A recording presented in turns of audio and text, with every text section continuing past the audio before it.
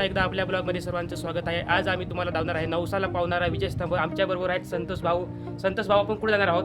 हरणगावला जाणार आहे. हरणगाव या ठिकाणी जाणार आहोत. तरी मित्रांनो, व्हिडिओ शेवटपर्यंत बघा. अतिशय सुंदर असा व्हिडिओ आहे. चला तर आमच्यासोबत तुम्ही पण या. अतिशय कडक उन्हामध्ये आम्ही हरणगावच्या दिशेने जात आहोत. मित्रांनो, अतिशय सुंदर असा रस्ता तिरड्या फाट्यावरतून जोगमोडीकडे रस्ता जात असतो आणि जोगमोडीहून हरणगावमध्ये आपण जात असतो. हे बघू शकतो, हरणगावमध्ये आपण पोहोचलेलो आहोत. अतिशय सुंदर असं गाव. या गावची ओळख आपण थोडक्यातच बघणार आहोत. मित्रांनो, खूप सुंदर आणि छोटंसं गाव होईना पण हे बघू शकतो किती सुंदर असं गावाची पाटी असेल. आपण ह्या गावाच्या पाटीवरून ओळखू शकतो की गाव किती सुंदर असेल.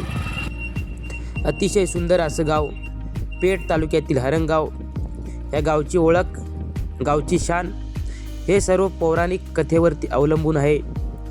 आपण या गावचं हरणगाव असेल आणि हा साईटला बगळा आहे, याचं वैशिष्ट्य जाणून घेणार आहोत. नमस्कार मित्रांनो, आज आपण आलेलो हरणगावमध्ये आणि बघू शकतो माझा मित्र आणि मी हरणगावमध्ये दाखवणार आहेत हरणगावची वैशिष्ट्य आणि हरणगावमध्ये बघण्यासारखं काय आहे ते आम्ही तुम्हाला दाखवणार आहेत. चला तर आमच्यासोबत.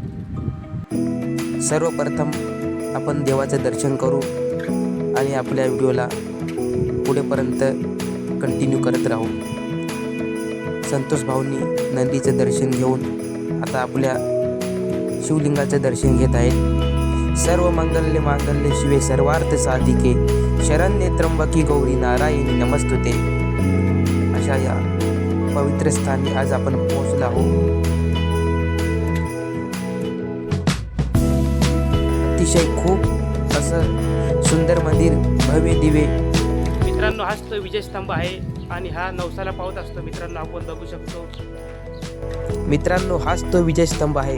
या विजयस्तंभाबद्दल माहिती म्हटलं तर ह्या ठिकाणी लोक नवस करतात आणि ह्या नवसाला पावत असतो. मित्रांनो, ह्याच ठिकाणी लोक येऊन आणि आपलं नवस करत असतात. नवसाला पावणारं म्हटलं जातं ते हेच ते ठिकाण आहे. हाच तो विजयस्तंभ आहे. मूलबाळ होत नाही ते सुद्धा इथे खूप येत असतात. हा विजयस्तंभ अखंड 25 फूट उंच आहे. आपण बघू शकतो. अतिशय भव्य दिव्य हा विजयस्तंभ. मित्रांनो, हरणगावची ओळख या पोस्टरमध्ये दावलेली आहे. आपण हा पोस्टर वाचू शकतो आणि सर्व काही याच्यामध्ये आपण बघू शकतो. हरिण बघू शकतो मित्रांनो. अतिशय भव्य दिव्य असं या हरणी. बगळ्या बगळ्या कवडी दे हरणगावची नवरीने, असं वैशिष्ट्य या बगळ्याचं सुद्धा आहे. या गावामध्ये ते बघणार आहोत. खूप असं महत्त्व आहे या बगळ्याला सुद्धा. मित्रांनो, यासोबत आपले गावकरी मंडळी सुद्धा जोडलेली आहेत. त्यांना आपण विचारू शकतो या गावाबद्दल काहीशी माहिती. हा जो खांब आहे बाबा, आम्ही बराच ऐकलाय का हा खांब नवसाला पावतो. तर याच्याबद्दल म्हणजे काय नेमका कसा पावतो ते आम्हाला थोडा स्पष्ट करत शकता. पूर्वी लांबून लोक त्याला हात जोडायचे का बा मला मुलगा होऊ दे. म्हणजे मुलगा हात जोडला तरी त्याला मुलगा व्हायचा बर. पूर्वी. आताही तसंच आहे सत्व. काही म्हणजे जे शिवरात्र किंवा असं काही असलं का मग सर्प येतो इथं. बर. इथे म्हणजे मंदिरामध्ये येतो, काही दर्शनं घेतात, काही जागृत देवस्थान आहे त्याच्यामुळं मग येतात. आणि हा जो खांब आहे याला आता सतखांब म्हणून ओळखत्या का विजयस्तंभ म्हणून? सतखांब म्हणून जुन्या पद्धतीने. आता ते नवीन विजयस्तंभ. आम्ही असं ऐकलंय का एक पश्चिमेला हरणाई देवीचं स्थान आहे. तिथं बना एक कुठला तरी दिवस आहे, त्या दिवशी हरणा येतात.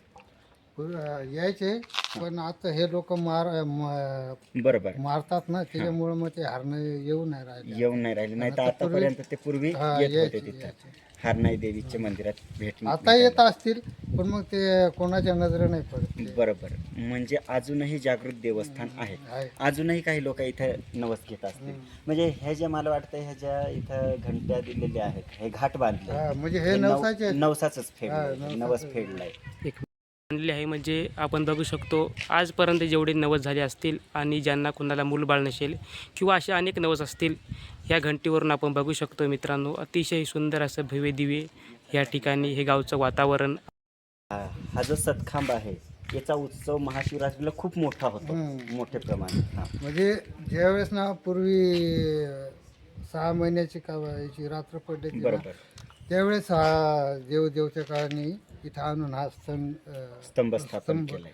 स्थापन केला. बरोबर. देवघरचं मंदिर सुद्धा असं असेच पूर्ण बारीक बारीक चिरे होते, पण बरोबर. आता नवीन पद्धतीने ते बांधकाम झालं. बांधकाम म्हणजे केलं. संगमेश्वराचं मंदिर, देवघरचं मंदिर आणि आपल्या हरणगावचा देवस्थान, हा आणि एक याची एक आहे ना पेटचं नाही का जुनं महादेवाचं मंदिर, महादेवाचं मंदिर. बरोबर.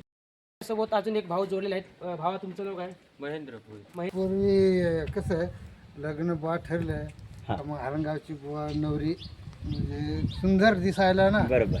त्याच्यामुळं मग बगळा कवडीने हरणगावची नवरी म्हणजे पूर्वी ते आहेत ना, तर ती परंपरा अजूनही चालू आहे. बरोबर. म्हणजे पुरातन काळात असं हा. हरणगावला लय सुंदर आणि संस्कारित मुली आजही आहे, म्हणजे पहिल्यापासून.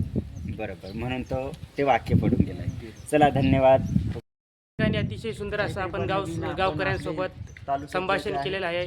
पाठवायचा. खूप सुंदर असं गाव आणि खूप बघण्यासारखं या गावामध्ये आहे. मित्रांनो, आपल्यासोबत गावकरी मंडळी जोडले होते. आपले संतोष भाऊ असतील, हे आपण बघू शकतो. अतिशय पुरातन काळातील हे देवस्थाने असतील. ह्या ठिकाणी दगडाच्या मूर्त्या असतील. सिमेंट दाबल्यामुळे सिमेंट दाबल्या. फक्त बराच झाला इकडे लिहून ठेवलाय ते. ह्या ठिकाणी पण काहीतरी आहे मित्रांनो, पण त्याचं काही नाव मला माहिती नाही.